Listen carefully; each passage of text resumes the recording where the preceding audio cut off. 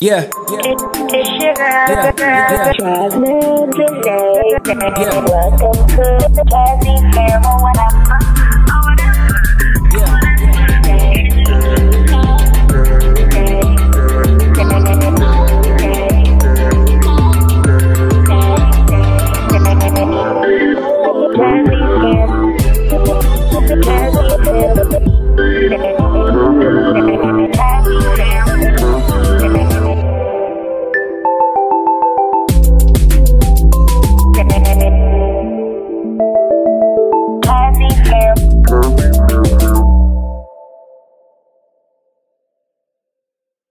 Hello you guys, I decided I wanted to go ahead and make a long overdue video. A few months back I started my series on I forgot exactly what I titled it. I think something like Losing Raya, and it's just a series I'm talking about, you know, losing my daughter.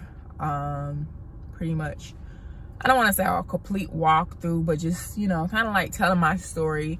And, you know, maybe my story can be inspirational to somebody else, can help somebody else that may be going through similar things, or simply for people who are just curious to know, like, what happened.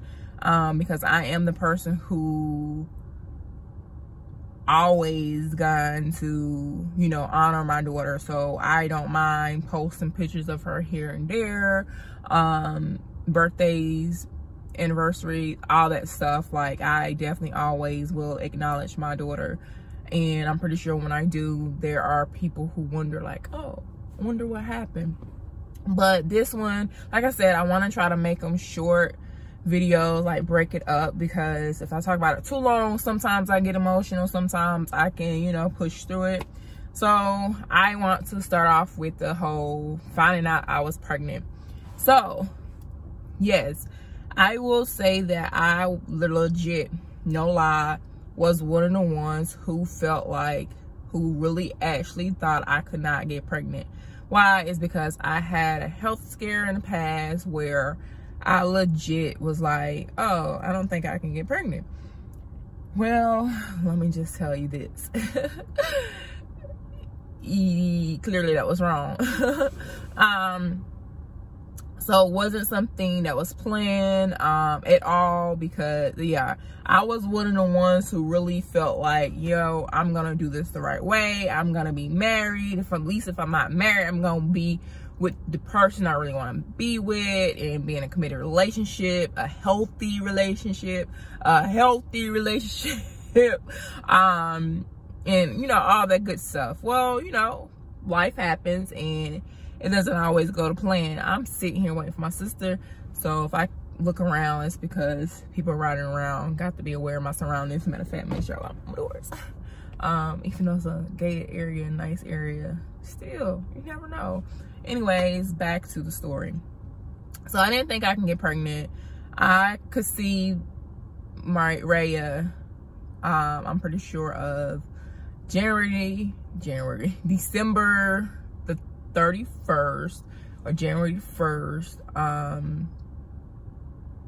of 2009, 2010. Yeah, because if it's the 31st, that means it was 2009. If it was the 1st, then it means it was 2010, January 1st, 2010. Maybe, I think I went up to the whole missing of the period thing, and I realized, like, I'm not getting my period, feeling a little off. So I was in college student.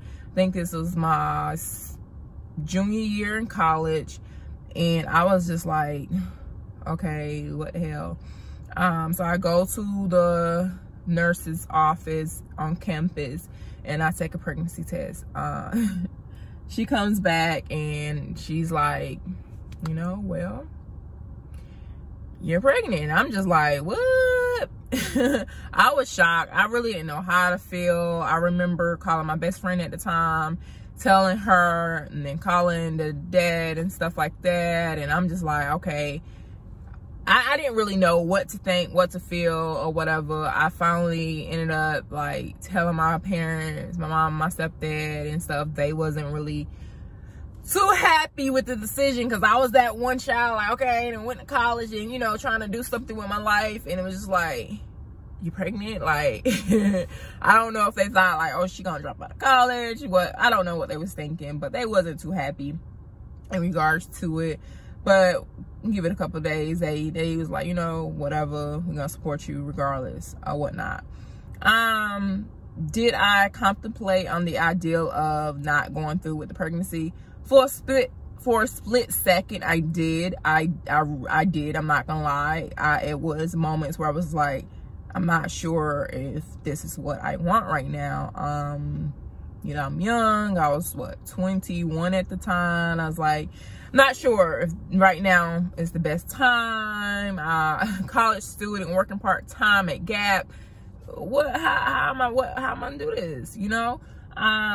But I came to my senses and I was like, there's no way. I remember listening to Lauryn Hill, to Zion, and I just, you know, listened to that song. I was just like, there's no way I could get rid of something growing inside of me. That's me. That's part of me. So that ideal kind of went away.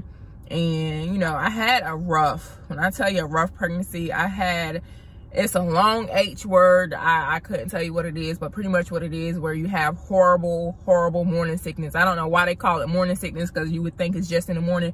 No, I threw up at least 9 times a day. I was a person, of course, that lost mad weight during my pregnancy. That's probably why I was all belly. It was just a horrible pregnancy. I'm not gonna like sugarcoat it or anything. It was a horrible pregnancy.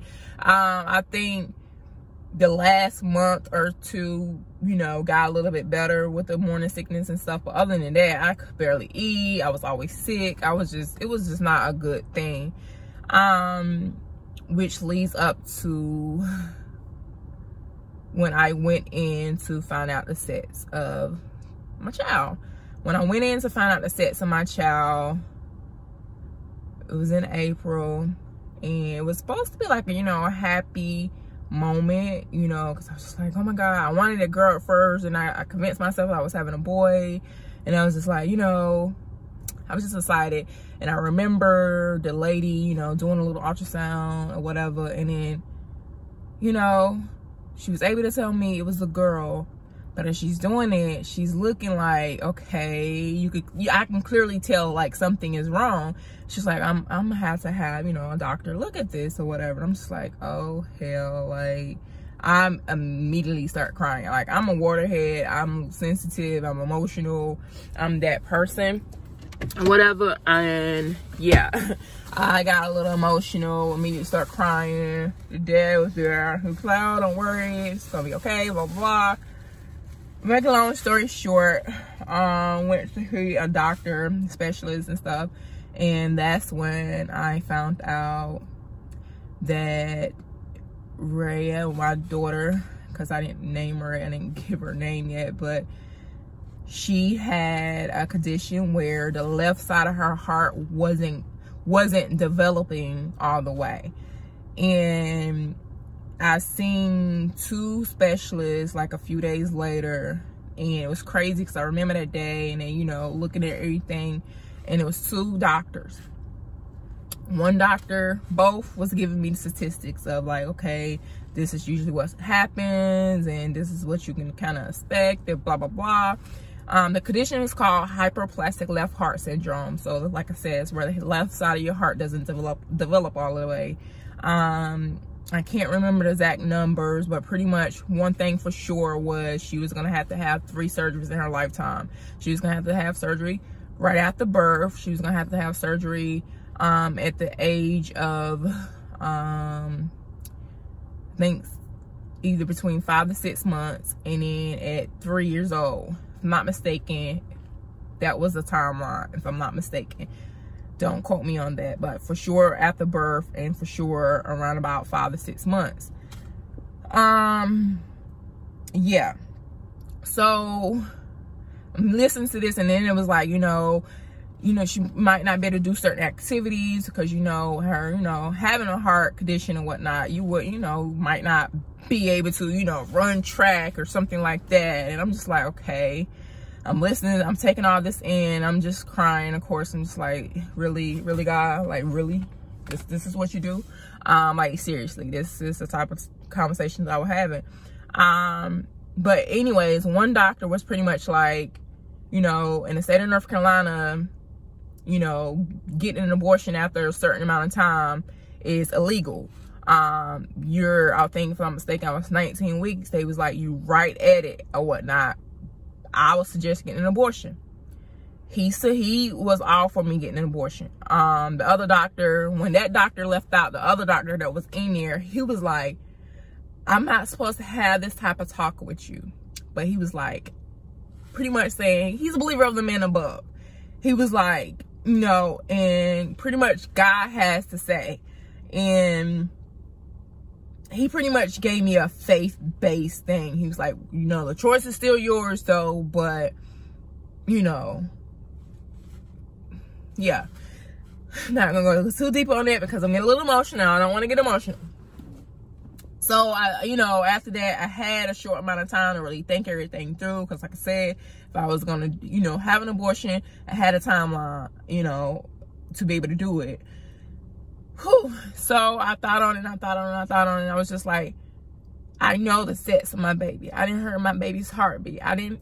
There's no way, like, this child is growing inside me. There's no way I could have had an abortion. I felt like, we gonna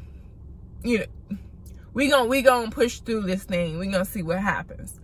And pretty much that's what I did. I pushed through it and I decided to go through with my pregnancy. And that is, I guess, part 1, part 2. And when I'm ready, I will tell you in regards to when she was born. But until next time, guys, peace, love, and blessings. Mwah.